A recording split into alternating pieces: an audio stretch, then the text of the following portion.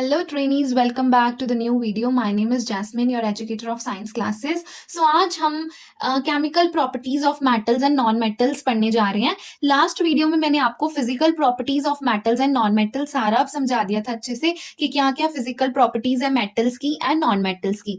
और physical properties पढ़ते समय हमने ये भी पढ़ा था कि उनमें कुछ एक्सेप्शंस भी हैं जिसके कारण अकेली फिजिकल प्रॉपर्टीज पढ़ के हम कंक्लूड नहीं कर सकते कि कौन कौन से एलिमेंट्स को हमने मेटल क्लासिफाइड करना है और कौन कौन से एलिमेंट्स को हमने नॉन मेटल की तरह क्लासिफाई करना है. सो इनकी क्लासिफिकेशन एलिमेंट्स की प्रॉपरली समझने के लिए हमें फिजिकल प्रॉपर्टीज जो है वो इनफ नहीं है. सो इसलिए हम उनकी क्या पढ़ेंगे, केमिकल प्रॉपर्टीज, जिसके कारण हमें अच्छे से पता चल जाए कि कौन सा एलिमेंट है वो जो है मेटल है और कौन सा नॉन मेटल है, उनकी क्लासिफिकेशन को इजीली स्टडी कर पाए. सो हम सबसे पहले केमिकल प्रॉपर्टीज पढ़ेंगे मेटल्स की, जिसमें हमारे पास है सबसे पहले कि केमिकल प्रॉपर्टी क्या है कि metals are electropositive in nature. जो हमारे पास मेटल्स है वो क्या होते हैं, इलेक्ट्रोपॉजिटिव होते हैं. मतलब कि the metals are electropositive in nature as they form the positive ions by the loss of electrons. Electropositive कैसे होते हैं मेटल्स, क्योंकि ये क्या करते हैं, पॉजिटिव आयंस फॉर्म करते हैं by the lose of electrons. ये इलेक्ट्रॉन्स क्या करते हैं, लूज करते हैं, जिसके कारण इनके ऊपर क्या आ जाता है, पॉजिटिव चार्ज, और ये क्या हो जाते हैं, इलेक्ट्रोपॉजिटिव इन नेचर. उसके बाद जो हमारे पास सेकंड चीज है, वो सेकंड प्रॉपर्टी जो है वो ये है कि रिएक्शन विद ऑक्सीजन. जब कोई भी मेटल हमारे पास जो है वो किसके साथ रिएक्शन करेगा, ऑक्सीजन के साथ, तो वो क्या फॉर्म कर देगा, मेटल ऑक्साइड. फॉर एग्जाम्पल जैसे यहाँ पर मैंने एग्जाम्पल ली है कॉपर की. कॉपर जब किसके साथ रिएक्ट करेगा, ऑक्सीजन के साथ, तो क्या बना देगा, कॉपर ऑक्साइड, जो क्या है, ब्लैक कलर की ऑक्साइड है हमारे पास. ठीक है, सो ये क्लियर है आपको property. That is when metals combine with oxygen or when metal react with oxygen it will form metal oxide. और जो ये metal oxide हमारे पास बनती है, these metal oxides are basic in nature. इनका नेचर क्या होता है कि ये बेसिक होती हैं नेचर में. बट यहाँ पर हमारे पास एक एक्सेप्शन है कि सम मेटल ऑक्साइड, हमने ये पढ़ा कि जो भी मेटल ऑक्साइड्स बनेंगी उनका नेचर क्या होगा, बेसिक. बट हमारे पास कुछ मेटल ऑक्साइड्स ऐसी हैं, for example aluminium oxide and zinc oxide, जो both acidic as well as basic behaviour show करती हैं. अब मेटल ऑक्साइड अगर बेसिक है तो उसको कौन सा बिहेवियर शो करना चाहिए, सिर्फ बेसिक बिहेवियर. बट यहाँ पर एल्यूमिनियम ऑक्साइड और जिंक ऑक्साइड दोनों यहाँ पर एसिडिक बिहेवियर भी शो कर रहे हैं और बेसिक बिहेवियर भी शो कर रहे हैं. इसलिए those oxides which shows acidic as well as basic behaviour, those metal oxides are known as amphoteric oxide. ये क्वेश्चन बहुत बहुत इंपॉर्टेंट है, बहुत बार रेपिटेटिवली पूछा जा चुका है कि व्हाट आर एम्फोटेरिक ऑक्साइड्स. सो ये वो वाली ऑक्साइड्स होती हैं, वो वाली मेटल ऑक्साइड्स हैं जो एसिडिक बिहेवियर भी शो करती हैं और बेसिक बिहेवियर भी शो करती हैं. इनकी एग्जांपल्स आपको पूछ सकते हैं. सो क्या है इसकी एग्जांपल, एल्यूमिनियम ऑक्साइड और जिंक ऑक्साइड. ठीक है, उसके बाद एक और पॉइंट टू रिमेंबर है, that is sodium and potassium. They are kept immersed in kerosene oil because of their vigorous reaction with oxygen. ये जो दो मेटल्स हैं इनको हम ऑक्सीजन के साथ रिएक्ट नहीं करवाते, बिकॉज अगर ये हमने ऐसे ही एयर में रख दी या फिर ऑक्सीजन के साथ इनका रिएक्शन हो गया तो ये विग्रसली ऑक्सीजन के साथ रिएक्ट कर लेंगी और क्या कैच कर लेंगी, फायर. इसलिए इनको हम केरोसिन ऑयल में इमर्स करके रखते हैं. सो आपको इसके ऊपर भी बहुत इंपॉर्टेंट क्वेश्चन पूछा जा सकता है एग्जाम में कि why sodium and potassium get kept immersed in kerosene oil. हम सोडियम और पोटाशियम को केरोसिन ऑयल में इमर्स करके क्यों रखते हैं, because they are very very highly reactive metals. Vigorously oxygen के साथ क्या कर जाएंगे, रिएक्ट कर जाएंगे and they will catch fire. So to prevent this accident और to prevent this catching of fire we kept them immersed in a kerosene oil. उसके बाद जो हमारी थर्ड केमिकल प्रॉपर्टी है वो है रिएक्शन विद वाटर, कि जब मेटल किसके साथ रिएक्ट करेगी, वाटर के साथ. When metal react with water तो ये क्या फॉर्म कर देंगी, metal oxide plus hydrogen gas. जब कोई भी मेटल वाटर के साथ रिएक्ट करती है तो क्या प्रोड्यूस करती है, metal oxide plus hydrogen gas.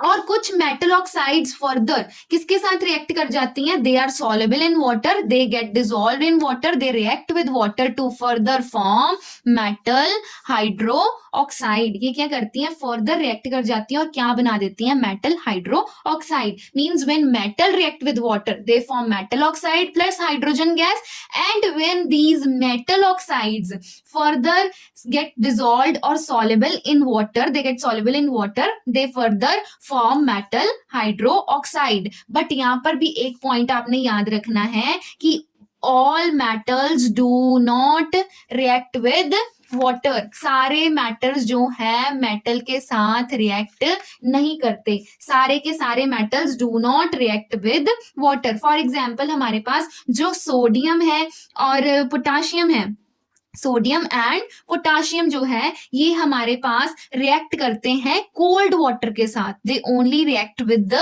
Cold water. और जो हमारे पास कैल्शियम है वो किससे रिएक्ट करता है, इट इज लेस, वो क्या होता है, कम वायलेंट होता है as comparative to sodium and potassium. So वो क्या करेगा, वो हमारे पास जो है हीट इवॉल्व सफिशिएंट नहीं करेगा और फायर कैच नहीं करेगा। But in the case of sodium and potassium ये जो है बहुत ही हाईली रिएक्टिव मेटल्स हैं। सो जब ये कोल्ड वाटर के साथ क्या करेंगे, रिएक्ट करेंगे, तो ये बहुत ही वायलेंटली रिएक्ट करेंगे, बहुत विग्रसली रिएक्ट करेंगे, ये एक्सोथर्मिक रिएक्शन परफॉर्म करेंगे, मतलब हीट क्या करेंगे, इवॉल्व करेंगे, और इमीडिएटली जो हाइड्रोजन गैस हमारे पास प्रोड्यूस होगी वो क्या कैच कर लेगी, फायर। सो इसलिए सारे जो मेटल्स हैं वो वाटर के साथ रिएक्ट नहीं करते, जो करते हैं वो क्या बना देते हैं, मेटल ऑक्साइड और हाइड्रोजन गैस। फॉर एग्जांपल जैसे हमारे पास सोडियम और पोटाशियम है, ये किसके साथ रिएक्ट करते हैं, कोल्ड वाटर के साथ, और बहुत विग्रसली रिएक्ट करते हैं कि जब ये हाइड्रोजन गैस इवॉल्व होती है तो क्या कैच कर लेती है, fire, because they perform the exothermic reaction करते हैं। वेयर एज हमारे पास जो कैल्शियम है वो लेस वायलेंट होता है, वो जब वाटर में रिएक्ट करता है तो वो इतना ज्यादा हाई लेवल का वायलेंट रिएक्शन नहीं देता, और जो है हीट इवॉल्व इतनी ज्यादा सफिशिएंटली नहीं करता कि फायर कैच नहीं होती मेटल को।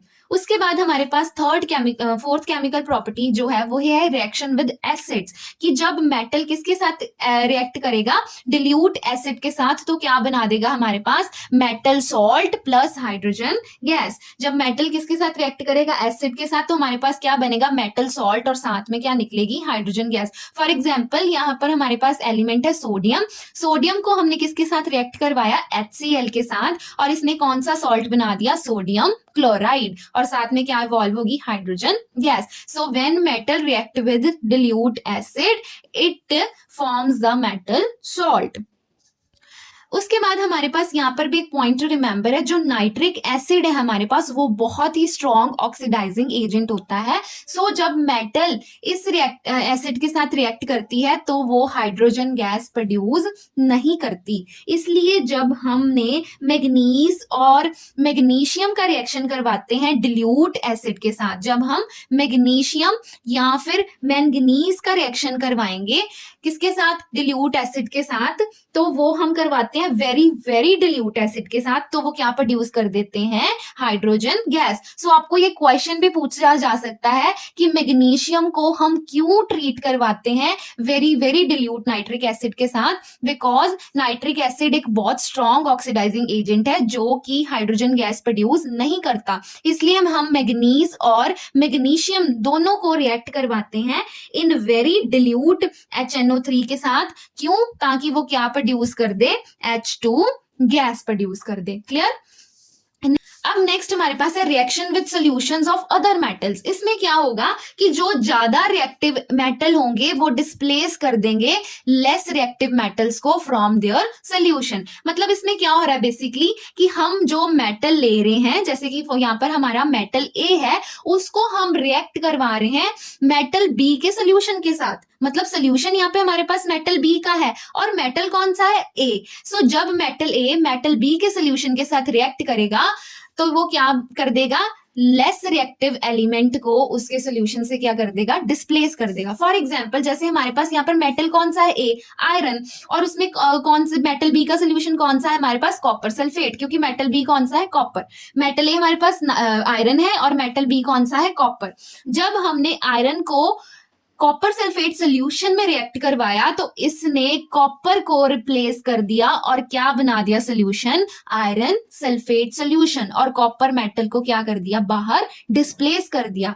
अब जब हम उल्टा करेंगे, अब यहां पर हम बी मेटल को ए मेटल के सोल्यूशन के साथ रिएक्ट करवाएंगे तो कोई भी रिएक्शन नहीं होगा, because copper is less reactive as compare to iron. So copper यहाँ पर रिएक्शन ही परफॉर्म नहीं करेगा, बिकॉज वो क्या है, लेस रिएक्टिव एलिमेंट है। सो जब हम इसको आयरन सल्फेट सोल्यूशन के डिप करेंगे तो ये आयरन को डिस्प्लेस नहीं कर पाएगा, ये कॉपर सल्फेट यहाँ पर नहीं बना पाएगा, इसलिए यहाँ पर कोई भी रिएक्शन फर्दर परफॉर्म नहीं होगा। इसलिए यहाँ पर हमने ये कहा है कि यहाँ पर जो मोर रिएक्टिव मेटल होगा वो डिस्प्लेस कर देगा लेस रिएक्टिव एलिमेंट को from its salt solution. I hope you are clear with it. अगर आपको कोई भी प्रॉपर्टी नहीं समझ लगी तो आप कमेंट बॉक्स में मेरे को पूछ सकते हो। मैंने साथ में आपको इंपॉर्टेंट क्वेश्चंस भी बताए इनके क्या आ सकते हैं, मतलब सीधा आपको ये नहीं पूछ सकते कि आप केमिकल प्रॉपर्टीज बताओ। जैसे यहाँ पर आपको पूछ सकते हैं कि मैग्नीज और मैग्नीशियम को हमने very very dilute nitric acid के साथ क्यों रिएक्ट करवाया, है ना। आपको ये भी पूछ सकते हैं what are the difference between metals and non metals with respective to their chemical properties. मतलब केमिकल प्रॉपर्टी के बेसिस पे हमने ये बताना है कि इनकी मेटल्स और नॉन मेटल्स में क्या डिफरेंसेस हैं, राइट।